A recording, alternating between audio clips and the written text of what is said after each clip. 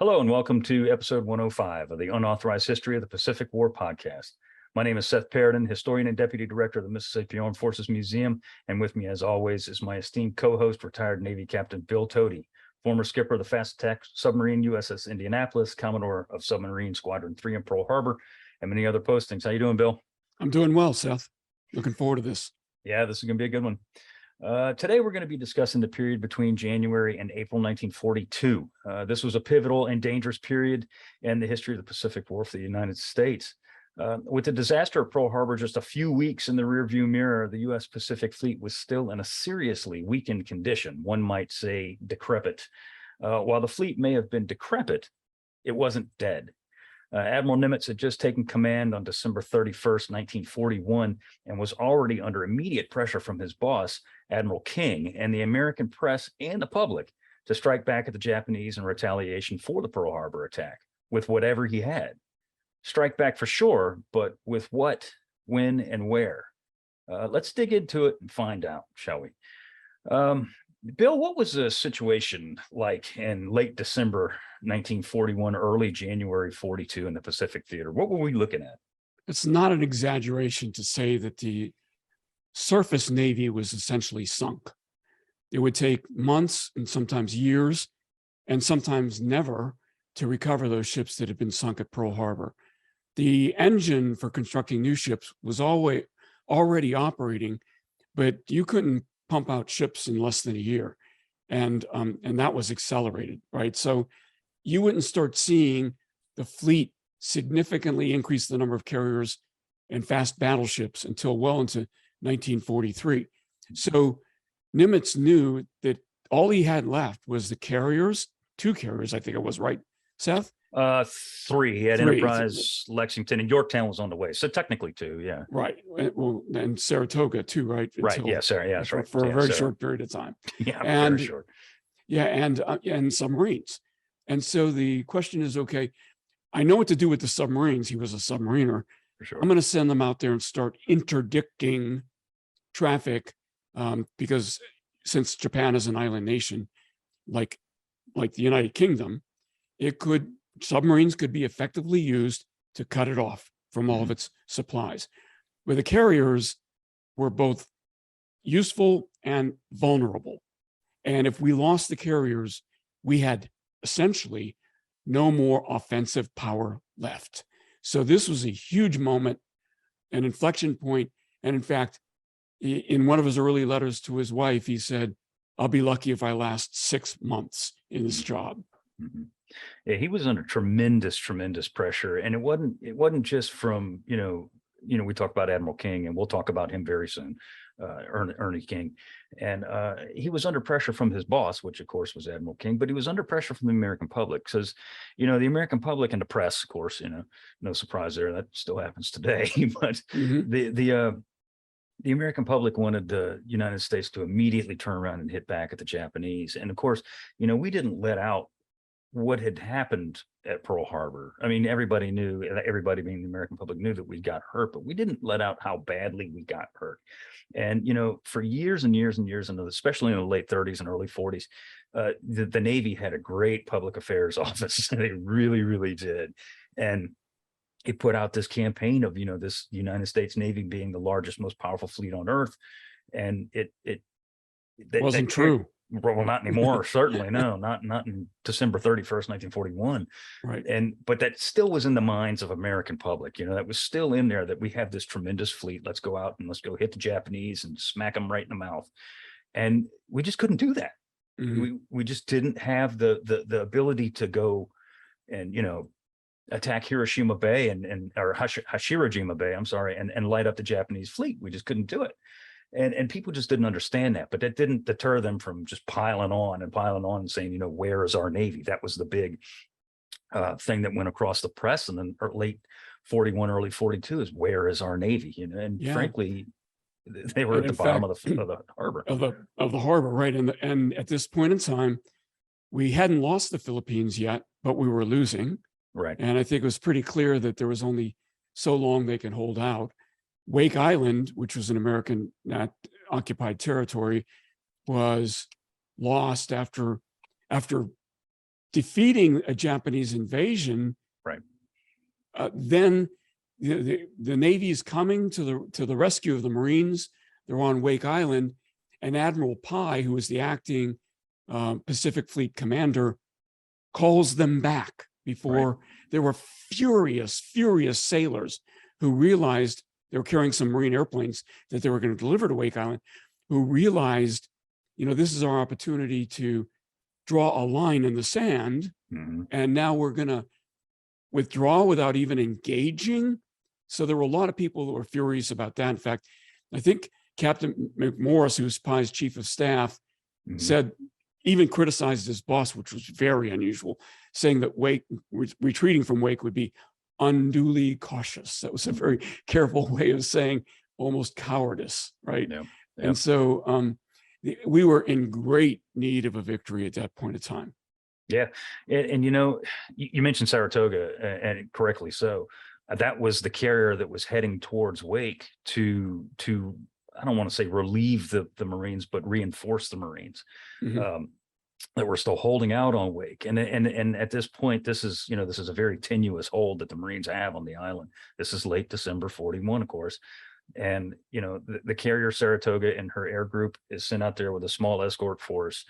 And Pye, as you said, he gets cold feet, and to his credit, he was working off some questionable intelligence as to where the Japanese fleet was, and he didn't want to risk the carrier getting sunk or damaged or whatever, what have you. And he did pull it back. But what that did is as you touched on it, that just hammered the morale in the Pacific Fleet. That just hammered them because they already took a pounding at Pearl Harbor. This is an opportunity for the Pac Fleet to get out there and do something in something that is dominating American headlines, which of course was, the Marine defense of Wake Island. And Pye pulls them back. And there was some mutinous talk on there. Admiral Fitch was on Saratoga, and he actually at one time had to retreat into his cabin so as to not hear, I don't want to say mutinous talk, but they weren't going to take over the ship or anything like that. But there were flyers on Saratoga talking about ignoring orders and launching and going to do what they could to the That's Marines. Mutinous. Yeah, well, yeah, it is. Yep, disobeying your orders. That's tantamount to mutiny. Yeah, absolutely. Yeah. And I mean, it was just a punch right in the gut, and it already taken a couple punches in the gut, and a guy that we're going to hear more about in the next few episodes, and frankly, the rest of the Pacific War, is a guy named Edwin Layton. He was an intelligence officer there at Station Hypo in Pearl Harbor, which we're going to talk about very soon.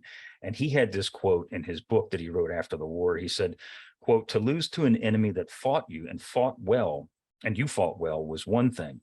But to lose because your own admiral was a nervous Nelly was another." And they were referring to Pye, and that goes right back to that morale issue that was in the or lack thereof, a lack of morale in the Pacific Fleet in 41, early 42. And this all goes into what we're going to talk about here today, which is the hit and run carrier raids. Right. Yeah. So the Jimmy Doolittle raid had not yet occurred. The victories, the kind of strategic victory in Coral Sea and the actual victory in Midway hadn't occurred yet. All America knew was that we had loss after loss after loss. The Japanese were on a march.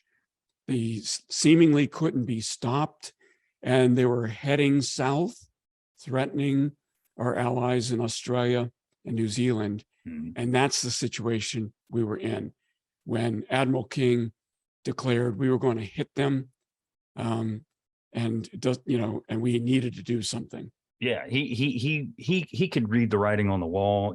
King could see what was going on in the United States. Nimitz could see it. Nimitz could see it too. He wasn't blind, but Nimitz was being cautious. He was being a little hesitant, shall we say, with the forces that he had, what little forces that he had.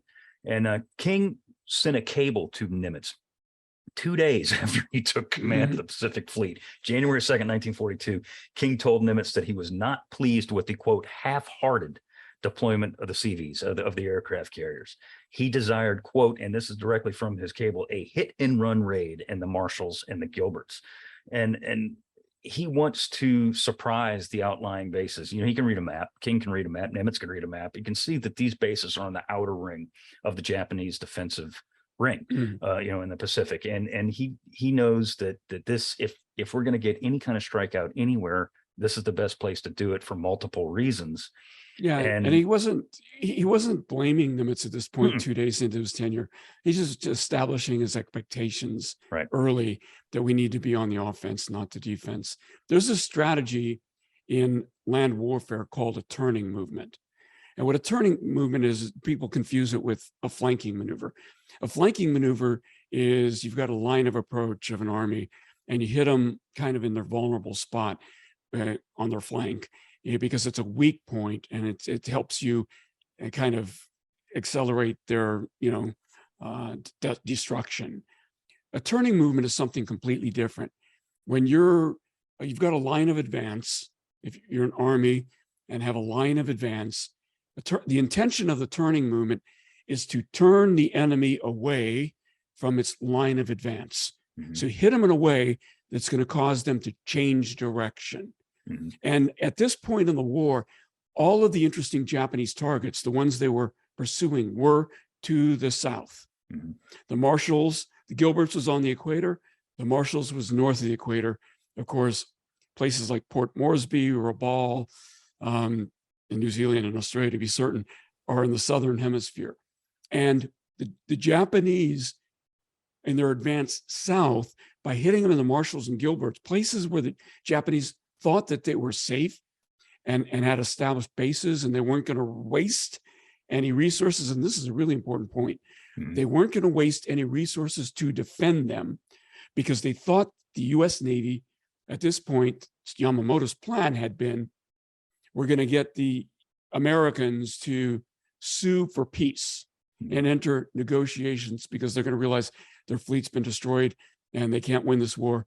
So sue for peace. So we're not going to waste assets defending territory we've already taken. We're going to focus on continuing to take more territory down south. And when we started to attack the Marshalls and Gilberts in accordance with King's plan, suddenly they realized, no plan survives contact with the enemy is the military expression, and their plan was falling apart. Right.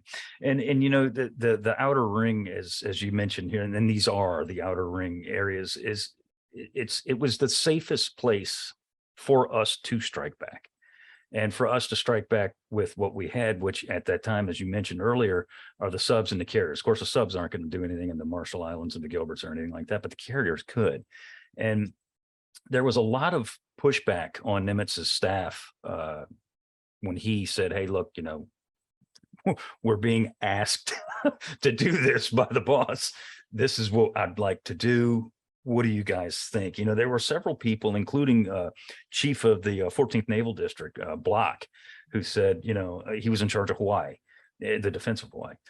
He said that, this isn't a good idea because right now the carriers, what they're doing, Enterprise and Saratoga, they're patrolling the Hawaiian waters, in anticipation of another Japanese strike. And Block says, well, if you take my carriers, not his carriers, by the way, if you take my carriers and you go and you hit these far-flung Japanese bases, well, that leaves Hawaii wide open. And to a point, he's right. Yeah. Right. Yeah. And to a point, he's right. But what he failed to see is that we had to do something. And it's not all about, it is about, making strategic and tactical victories happen, but it's also about making a fighting force. And this is what, is frankly the big take home from these raids, and there were 5 of them, is you're building a fighting force. You're building the fighting force that will carry those victories that we're going to talk about later, Coral Sea, Midway, especially Midway, and things like that, and Guadalcanal. Yeah. This was it was designed to hit the Japanese where they weren't. We mentioned in an earlier episode when MacArthur wanted to hit the Japanese where they weren't. Well, this is exactly that, really, except for it had nothing to do with MacArthur. We wanted to hit them where they weren't. While we knew that they had, resources in these areas, we had very good intelligence analysis that were saying that the Japanese fleet was moving south, the major units, fleet units were moving south. And that by hitting these outer rings, just as you said, it would deter them from moving south anymore at that time, or at least it would consume resources. Right. Because they now realize they had to defend territory they had no intention of defending. Exactly. And they would also have to deal with something that they didn't think they would have to deal with, which of course would be the American aircraft carriers. Yeah, the Bloch-Nimitz relationship is fascinating because Bloch was way senior to Nimitz until, of course, Nimitz got his 4th star as Commander-in-Chief, Pacific Fleet. But Nimitz was not yet SINC-POA, Commander-in-Chief, Pacific Operating Area at this point in the war. And so Bloch, the Naval District Commander, didn't work for Nimitz. He worked for King.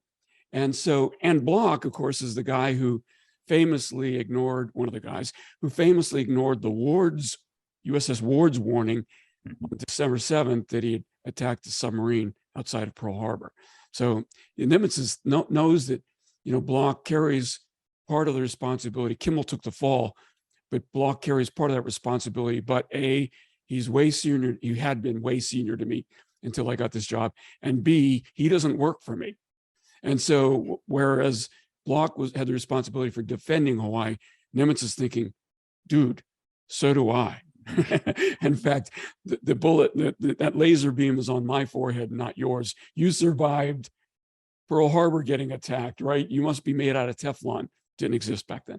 But, so it was interesting that he had to manage that relationship on top of everything else he was doing. But, when this attack did happen, who did Nimitz decide needed to be in charge of it?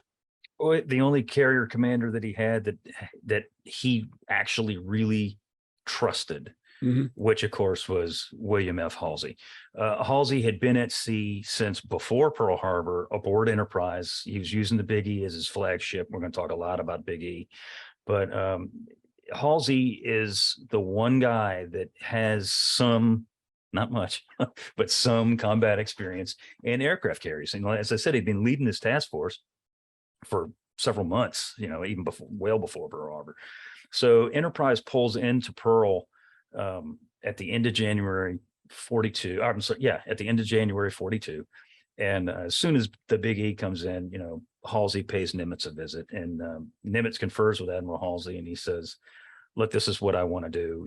I'm under orders or suggestions, if you will, to attack these outer rings. I want to hit A, B, C, D, E, F, G, and he goes down the list.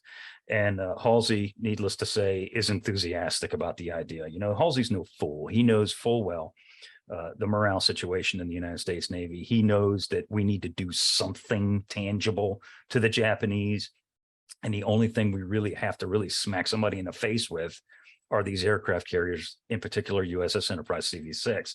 So Halsey says, and this is a great quote, he says that the carriers should strike like General Nathan Bedford Forrest said about cavalry. He says, get to the other fellow first with everything you have and as fast as you can, and dump it on him. And if that isn't Admiral William F. Halsey, I don't know what is.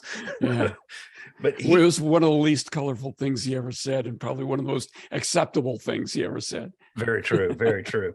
Very true. But, he said, and this is typical Halsey, he says, he would take Enterprise to the marshals himself, which of course he did. But, it was fraught with risks. But Halsey even said, he said, well, what attack isn't? What attack isn't fraught with risk? What attack doesn't carry risk with it? The hell with it. This is a war. We got to do something. So at that point, based on the intelligence that the Japanese fleet, major fleet units are moving south, they're not anywhere near the target areas. Nimitz feels that he can send his carriers out there, and the carriers that he's going to send, of course, are going to be Enterprise. Yorktown's just coming in from the East Coast, or she's in the Pacific area now, heading to Samoa, as a matter of fact. So she's in the Pacific area. Hornet is still not ready yet. She's still on the East Coast. Lexington's out there.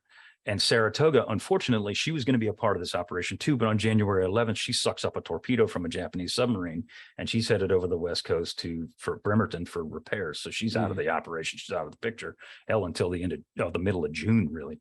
But but based on the intelligence and the fact that he has the carriers at his disposal, Nimitz pulls the trigger. He says the action will be set for February the 1st. This is the first offensive action It will comprise rather Task Force 8, built around Halsey and the Enterprise, and Task Force 17 under Admiral Frank Jack Fletcher and the USS Yorktown CV-5. Task Force 8 will strike the Marshalls in the morning of February 1st, and if possible, quote, strike again that afternoon with targets on Kwajalein, Woche, and Tarawa. Not Tarawa, but Tarawa, I guess is a more, is a more appropriate pronunciation. On Moab, I think the island. Yeah, it's kind of a fly speck in the middle of the ocean, but what Pacific Island isn't. But Task Force 17 will strike the Gilbert areas with targets on Millie, Macon, and Jalowit. So this is a big deal. This is the first time in the war where we're sending our forces out to hit the enemy. One of the things we've said before is that one of our advantages over the Japanese was our code breaking. And everybody knows about the code breaking successes that led to our victory at Midway. But this is, and our code breaking failure that led to the loss on December 7th. But this is really the first kind of big victory for the code breakers, because we knew enough to know, and we may not have broken code, but we were able to track via radar direction finding.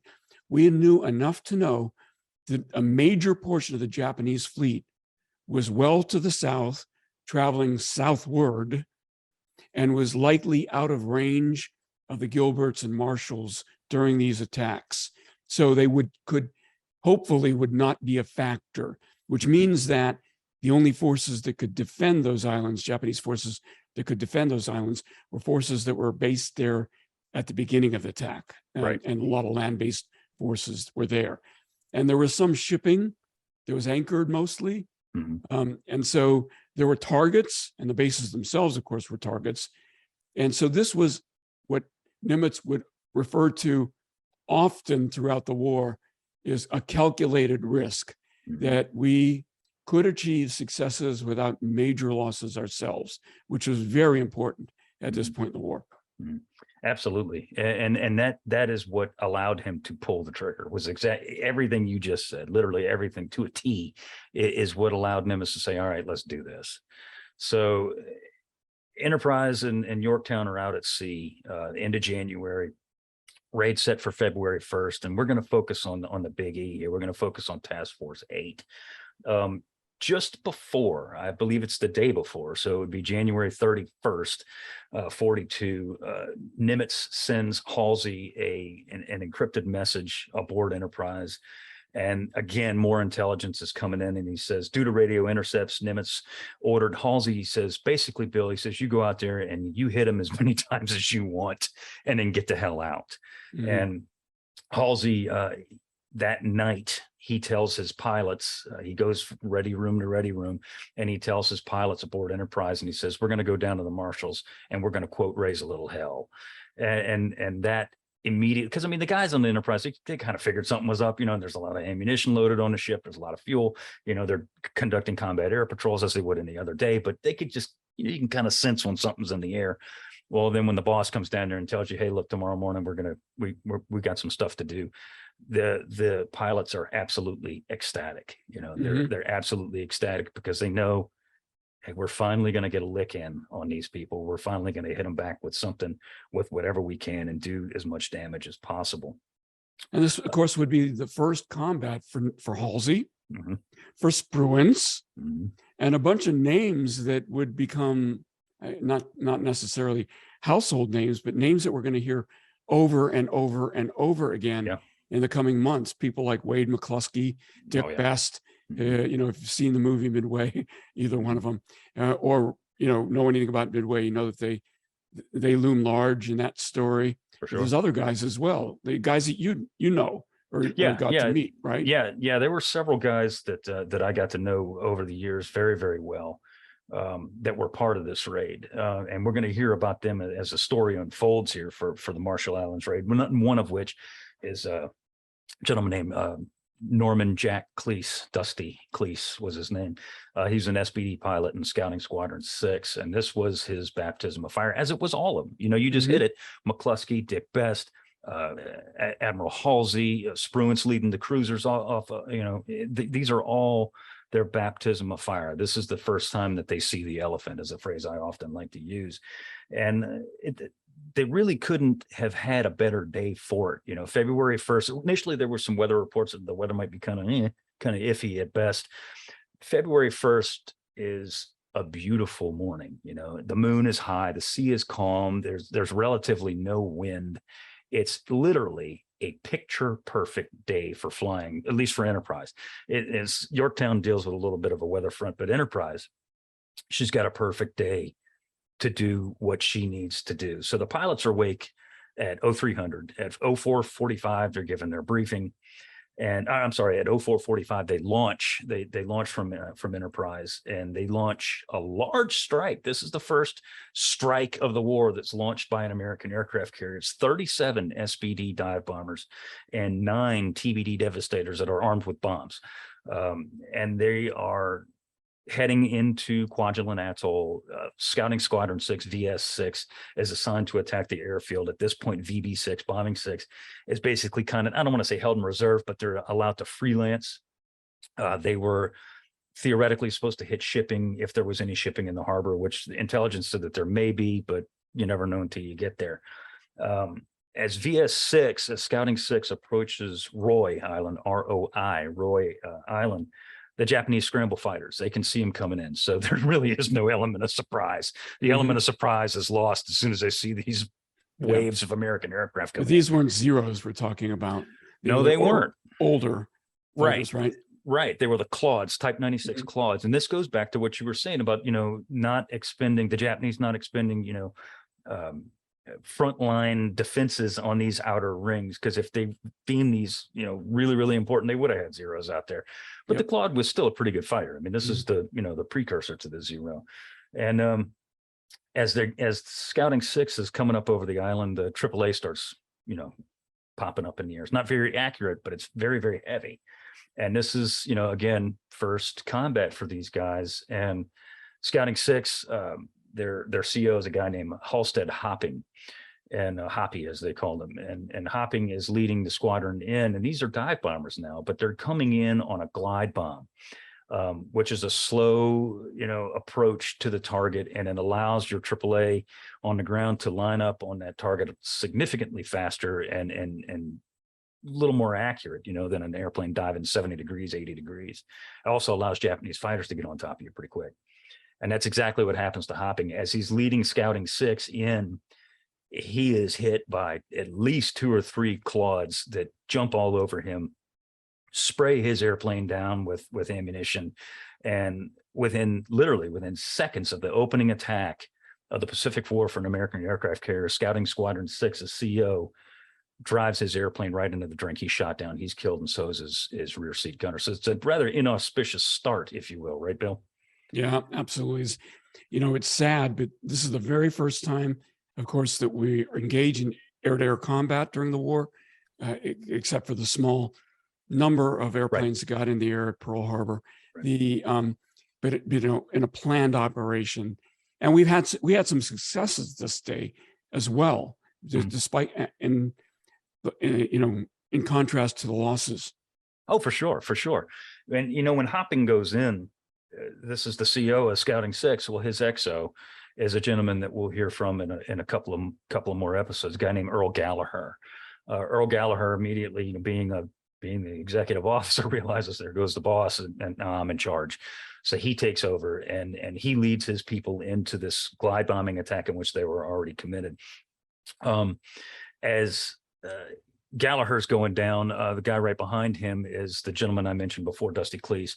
Dusty Cleese was the armaments officer in Scouting Squadron 6. So he had, as such, he had the pick of the litter to pick what rear seat gunner, radioman gunner he wanted. And he chose the best marksman of the group was a guy named John Snowden. Johnny Snowden rode with Dusty his entire combat tour. And as they're pulling away from dropping their 2 100-pound wing bombs over the airfield on Roy, Johnny Snowden gets a ripoff at the Claude that shot down Halsted Hopping and shoots him down. Snowden gets a rear seat kill, and this is pretty significant, because this is going to be a teaming of a pair, pairing up of a team rather, two guys that are going to do a lot of damage in the first 6 months of the Pacific War here, Dusty Cleese and John Snowden. They're making these runs on this airfield, and they're Scouting 6 is lighting up. They're, you said that they're doing damage, and they are. They're cratering the airfield, they're destroying hangars. They're Clarence, it's either Clarence, they don't know for sure, but they think it's either Clarence Dickinson or Cleo Dobson from Scouting 6 dropped a bomb on a hangar or a headquarters building rather, that killed the first Japanese admiral of the war right here on this very attack. So, I mean, they're doing damage. They're doing some significant damage, and they're pulling out of there, and they're screaming out of there as fast as they can. And these SBDs are circling around for another attack. As they're gaining altitude, Gallagher, being the professional that he is, he realizes that it's better to come in at a steep dive. That's what these SBDs are built to do. He knows that his people can handle it. So they're climbing up to about 12,000 feet. They spot some shipping in the harbor. VB6 is attacking these. Bombing 6 has already attacked several of these targets, and there's a mine layer, a cruiser, a light cruiser, several transport ships and cargo ships and things like that. Nothing, no battle wagons or carriers or anything, but shipping all the same. And Gallagher leads his people in, and this is where the SBDs, the Scouting 6, and they really start to shine. And this is something that we'll see again later on. Dusty Cleese brings his airplane in at a 70-degree dive and lines up on this cruiser in the harbor, and I do not remember the name of the ship, and frankly right now.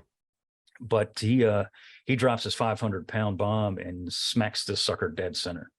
And this the skill that would come in very handy throughout the battles in the Pacific, including Midway. Oh yeah, he was a dead eye, and he and Dick Best are, and I mean, you can go back and read about them. Both of those guys, they were easily the most accurate dive bomber pilots of the first 6 months of the Pacific War. They did not miss. They just did not miss. And Dusty drops his bomb on the cruiser, and he comes screaming across the airfield as he's pulling out of there. And you got to remember, these are pulling, 4 and 5 Gs as they're pulling out of these 70-degree dives. And Snowden's strafing as they're coming across the airfield. He's strafing any kind of targets that are coming out, which are generally going to be Japanese sailors that are running out. And I do say sailors because these are sailors that are in these barracks buildings running out, and they're spraying this, and they're just raising hell. They're doing exactly what Halsey said that they were going to do, which is raise hell. Yeah. There were also some torpedo bomber attacks here, but and we know from Midway it was significantly exposed that the Devastator torpedo bomber wasn't very good. Were these Devastators as well that were used? Yeah, they were. Yeah, they were TBDs. They were Devastators coming in, and it was a known thing before Pearl Harbor that the Devastator, they're pretty obsolete at this point. Absolutely, positively. Yeah, they were a dinosaur, and everybody knew it. The TBD pilots were not stupid. They knew that they were flying a garbage truck for all intents and purposes. And the TBDs do have some limited success here, but you got to remember, these targets aren't moving. They're dropping bombs, not torpedoes, right? Right, and they do come in later for a torpedo attack. I believe 5 or 6 TBDs from Enterprise come in on a torpedo attack, and they do score a couple of hits, at least one confirmed. But again, these targets aren't moving, or if they are moving, they're just getting moving. Yeah, they're just kind of starting to get out of the way. But there's a lot of failures too in the TBD attack. Unfortunately, as several torpedoes are seen to strike the sides of the enemy vessels, and they fail to explode. And these things are crawling out of the area. They're being shot at by Japanese fighters, and this is just a harbinger of things to come for the next several raids. Coral Sea, Midway, these are things that just, unfortunately, it just highlights the Devastator's obsolescence and its vulnerabilities. But how many attacks total did the Enterprise launch this day? She launches 4. She launches. Halsey really pushes. He really pushes his luck. He launches 4 attacks, and I mean, these guys are. This is the first time in American naval history that this kind of thing is going on. The planes are coming in. They're landing on Enterprise. They're being immediately put down in the hangar deck, refueled, rearmed, put right back up. And by the way, the squadron, Halsey required the squadron commander to personally come up and brief him on the mission just completed, so they can get some last minute guidance on the missions they were about to fly. Right. And as he's doing this, these poor guys, I mean, this is their job. They're professionals. but they hadn't eaten lunch. These guys are scarfing down sandwiches whenever they can, slamming down cups of coffee, going to the head, doing whatever they can to get back up in the air. Because as soon as they're on the deck, after they're being refueled, rearmed, and spotted, they're off again. The cycle time was pretty incredible. It was pretty quick. Yeah. It really was. And the more attacks that Enterprise is making on these targets, the hotter the defenses are becoming. The Japanese need kicked over the anthill, Correct. Yep. Yeah, it's not like you're going to surprise them the second time or the third time or the fourth time. And at some point here, one of the squadron commanders, when he's briefing when he goes up to brief Halsey, he says, hey, do you think maybe it's time to get the hell out of here? How does Halsey react to that? He says I forget which commander it was, but that's exactly what he says. And Halsey turns around and he looks at him. He says, my boy, I was thinking the exact same thing. They're pushing their luck. And in fact, there was, at this point, the Japanese fighters were taking off to look for those ships that they knew were launching these fighters, right? Well, the thing is, as the attacks are unfolding, all four of them, Enterprise, she's not sitting still. She's moving, and she's moving closer and closer and closer to the target. I believe it was on the third attack. Yeah, it was on the third attack. The second attack. Enterprise is only 95 miles away from Taroa. She's so close that through her, as she's getting closer and closer, because she's moving, she's launching planes, she's moving at a good 25 to 30 knots. She's cruising. Lookouts can see some of the air action over the island. They can see the anti-aircraft. That's how close they are. So at that point, after they land after they trap the fourth strike, that's when Halsey says, it's time to beat feet. Let's move. Let's get out of here. And again, I don't want the listeners to confuse Taroa with terrible Tarawa, which we will talk about in a future episode, the marine landings on Tarawa. But yeah, so they did decide, okay, we've stretched this luck as far as we can. We're going to get out of here. But the Japanese haven't given up yet, have they? No, not at all. They, despite the fact that we launched 4 attacks on airfields and shipping in the harbor and everything else, and we are cratering their airfields, plural, the Japanese do get off a strike, and they get off a strike of Nell bombers. These are the predecessor to the famous Betty. You see the Betty a lot through all the Pacific War, but the Nell was the one before, the model before, and the Nells are coming in, and they're coming in. They know where Enterprise is. I mean, for crying out loud, they can see the airplanes landing on the flight deck. It's not hard to track her. They know where she is, and they can see her, and they're making her way for Big E. And Enterprise is moving. She's doing a good 30 knots. She's flank speed. They're as the crews on Enterprise called it, they're hauling ass with Halsey. They're getting the hell out of there.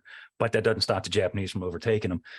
They overtake Enterprise, and she does have a combat air patrol up there of F4F Wildcats and VF6 under Wade McCluskey, and the Wildcats.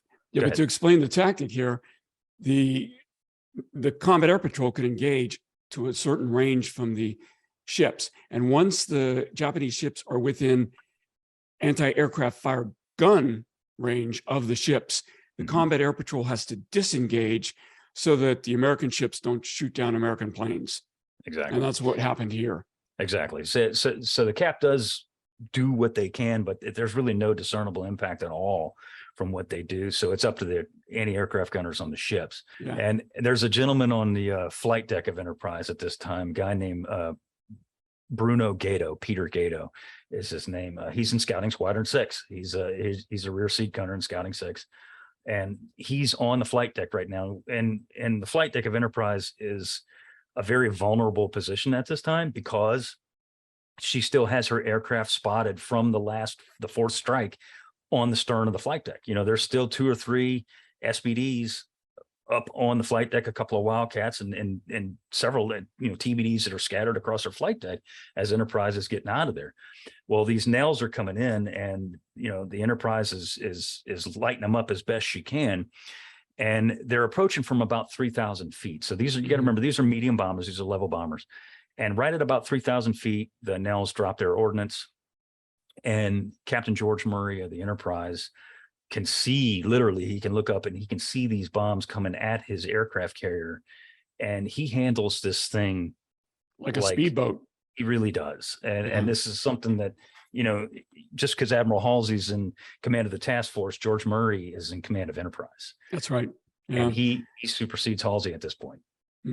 So he basically makes hard rudder turns to port and goes to flank, and then makes a hard rudder turn to starboard right at the last moment when he sees this will cause my stern to kick around as I'm turning to starboard, and will cause the bomb to miss the stern and fall into the sea. Right. And was very lucky.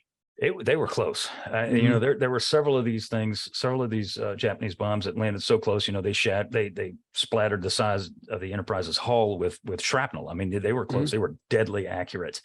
One of the aircraft, piloted by Lieutenant Kazuo Nakai, is hit by anti-aircraft fire, presumably from Enterprise or from one of the escorts. Who knows? And this guy turns around, he turns his Nell around, and it's very clear what he's intending to do. What is he, what's he looking like he's trying to do here, Bill? It looks like a kamikaze pilot. He's trying to hit the ship before kamikaze pilots existed technically as a tactic. Right. He's boring in on Enterprise, and he's heading for her stern. And it's abundantly clear that he's probably going to hit her. And an airplane that size hitting an aircraft carrier with aircraft on the deck, mind you, it could have been absolutely catastrophic. I mean, it could have sunk the ship. Bruno Gato, the guy I was talking about before, he's on the flight deck. At this point, he's hugging the flight deck. He sees what's happening, and he decides to take action. He runs across the flight deck, jumps in the rear seat of a Dauntless that's parked on the stern of the Enterprise, grabs the two twin 30 A&M 230 caliber air-cooled machine guns, and just unleashes whatever is left in the belts of these weapons at this Japanese airplane. And people can see the tracers hitting the cockpit of the Japanese Nell. They can see it. Gato's on target. He's being, you know, he's just basically just holding down the triggers on this thing and letting loose. He's hitting the airplane. The airplane comes so close, it turns to one side. One of the wings cuts the tail off of the Dauntless that Gato is sitting in. Yeah, and he's got this finger on the trigger. Seeing that airplane's coming at him, he stays there. Yeah. And doesn't dive clear. He could have gotten away. He could have gotten near the superstructure, near what they call the island of the aircraft carrier, for some cover. He doesn't do it. He stays there and continues to shoot at, you know, the Japanese airplane until it actually slams in, cuts the tail off of his airplane, and then falls into the ocean. Right. And I mean, that's cojones of solid steel right there. I'm sorry. When you're just watching this thing coming at you. At you. Yeah. Absolutely. And it's kind of, I mean, you're talking feet, you know, not thousands of feet. I'm talking like single digits. Yeah. Like 4 or 5 feet. Yeah. And it cuts the tail off the airplane. Like you said, the wingtip kind of gouges into the flight deck. It somersaults over this, catapults over the side, and boom, explodes in the water, showering the flight deck with flaming fuel. And the damage control goes out there and puts out the fire. But that's about as close as it comes. I mean, it doesn't come much closer than that. I mean, that is an ultimate pucker moment, not only for Gato in the rear seat of the Dauntless, but Admiral Halsey. Admiral Halsey sees all this going down, and he immediately gets on the PA, and he basically hollers at Gato to come up to the bridge and go see him. And when Gato goes up there, Halsey, never one for short of words, basically just tells him that was one of the bravest things I've ever seen in my life. Asks him what his rating was, which I think he was, his third class, either aviation radioman or something like that, third class. And he says, well, you're first class now. He immediately promotes him on the spot. And it's a legendary story, but it's true. Yeah. It's a true story. It really is. It's incredible. Well, Task Force 8 gets out. They're gone. They're out of there. What does the raid, February 1st, Marshall Islands raid, what does it do? What are the actual tangible results that come from this raid? I would rate them as moderate. I mean, it sunk a transport, an auxiliary sub chaser, damaged a submarine I-23 that happened to be, I think it was anchored at the time. So it might have been tied up to the pier. a sub-tender was damaged, and five other ships were damaged to varying degrees. I think, we lost 5 SBDs and 2 fighters, which is not bad. I mean, nothing's great, but not bad. So the results weren't, from a physical doctrinal order of battle standpoint, weren't substantial, but what was really substantial was the psychological result. Oh yeah, and this is what the doctor ordered. Yeah, and on both sides. By the way, the Japanese admiral Ugaki was furious. He said, "We look worse than the Americans. They made us look ridiculous." On December 7th, the Americans didn't have any warning. We had all the warning we needed. In fact, the submarine had spotted the Enterprise strike group underway and reported that to the Marshall Islands, and they still weren't ready for the attack.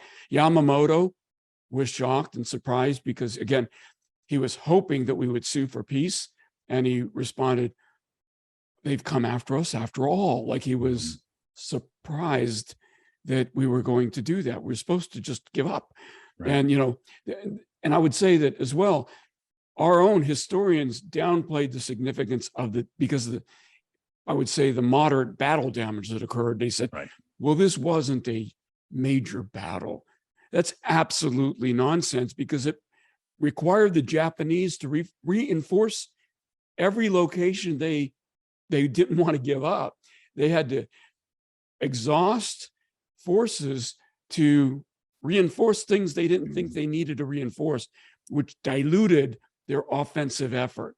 Exactly. And then the psychological results on our side were even more significant, weren't they, Seth? Oh, they were huge. This is exactly what the doctor ordered. This is what King wanted to happen, or at least he hoped would happen. This is what Nimitz wanted to happen, or at least hoped would happen. And I mean, word travels fast in a Navy where, everything's real tight-lipped. This travels fast, what's going on. So much so that, February 5th, a mere 4 days after the raid, Enterprise pulls into Pearl Harbor. Admiral Halsey has got the crew of the Enterprise. They're manning the rails. They're all in their whites. She's flying her battle colors, they're huge American flags. He is making a procession. He's bringing the show home. And when he does, the ships in the harbor, the horns start blowing. The sailors are waving, jumping up and down. I mean, this is a big deal. Nimitz doesn't even wait until they're tied up to come on board. He right. comes on board using a bosun's chair, which is unnecessary. But I mean, that's how excited he was. That's right. And he gets up there and he goes straight to Halsey. And I forget exactly what he said, but he said something, Nimitz does. He says something along the lines of, what great show, Bill. It was, fantastic. It's just, this is exactly what we needed. And Halsey doesn't say a word. He just smiles and he breaks down. He breaks down in tears. He starts crying. Yeah. Yeah. Halsey internalized a lot of these things. This might have manifested in the dermatitis and the conditions which caused him to miss the Battle of Midway. These are called psychological factors affecting physical condition. He tried to pretend they didn't affect him, but they did. And him breaking down in tears this day was one example.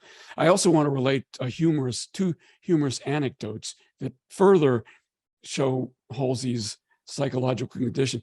I will never question the man's courage, never. But when that plane started coming at the Enterprise, Halsey hit the deck, and one of his sailors started laughing at him. And when he got back up, he says, "Who are you to laugh at me? What are you? You're first-class petty officer. I'm going to promote you to chief." And that way it looks a little bit more acceptable that you laughed at me.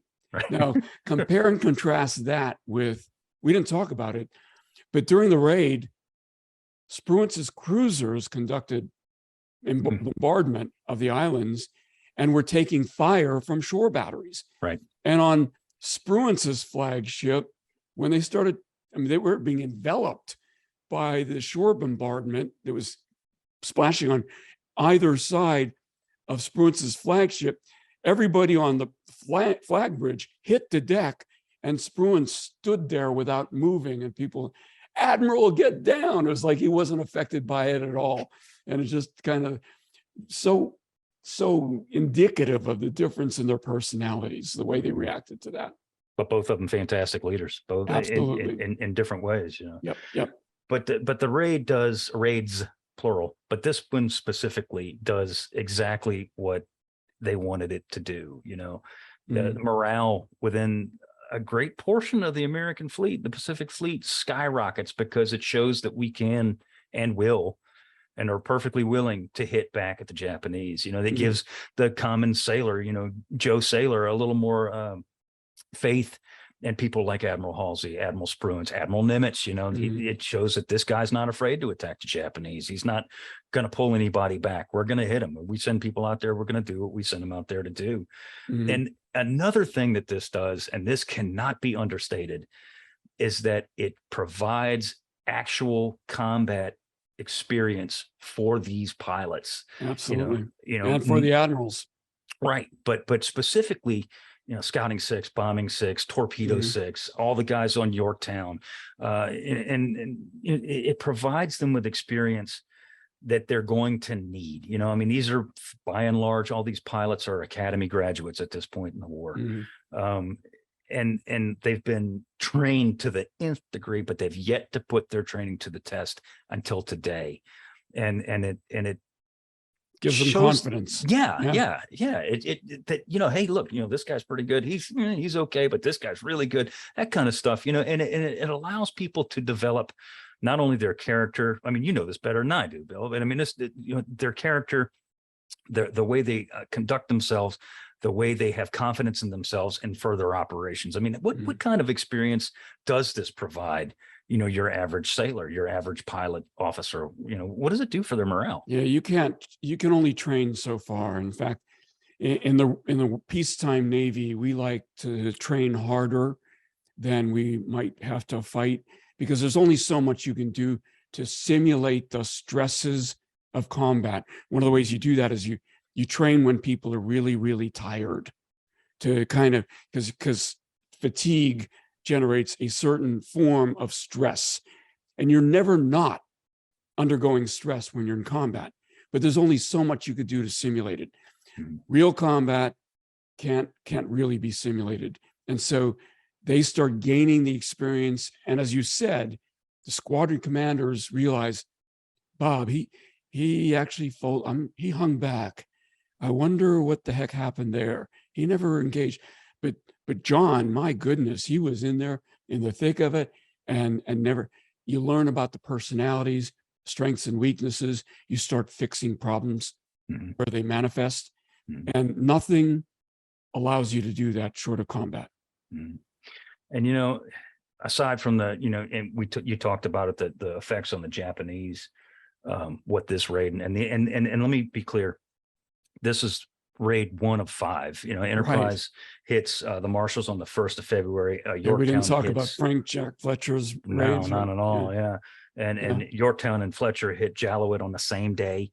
On the 24th of February, Enterprise hits Wake Island, which is a big deal. March 4th, Enterprise again hits Marcus Island. March 10th, Task Force 17, this is Yorktown, hits Ley and Salamaua in company of USS Lexington CV2. So, these are going on and on and on and on and on, all the way through February and March. But what it does to the Japanese, specifically Admiral Isoroku Yamamoto, is he's seeing what we're doing as we're hitting the Japanese, we're hitting them back with the forces that we have, which are the American aircraft carriers. And that plants the seed in his mind that if we're going to make them sue for peace, we have to get rid of the weapons in which they're hitting us which are the aircraft carriers. That plants the seed for the Battle of Midway that you see in June. Absolutely. And we started today by talking about Wake Island. And this was the raid on Wake Island that Admiral Pai should have allowed to happen earlier, when he recalled the forces. We continued to conduct raids on Wake Island throughout the war. And in fact, I think it was May of 1944, in his very first combat mission ever, George Herbert Walker Bush, in his torpedo bomber, conducted a raid on Wake Island. And he ended up doing 58 combat patrols. People lose sight of the fact that our future president actually conducted 58 combat patrols in the Pacific Theater during the war. The last one on Chichijima, where he was shot down and recovered by a submarine, I hasten to point out. Never miss an opportunity to point out. Never miss an somebody. opportunity. Never, Absolutely. never. Yeah, good. But the Wake Island figures heavily, and we never do invade it. We never do take it back. Right. I mean, we do take it back, but we don't launch an invasion to take it back like we do Guam and places like that. For a very good reason, and we were able to bypass it. And exactly. Yeah. Good. Exactly.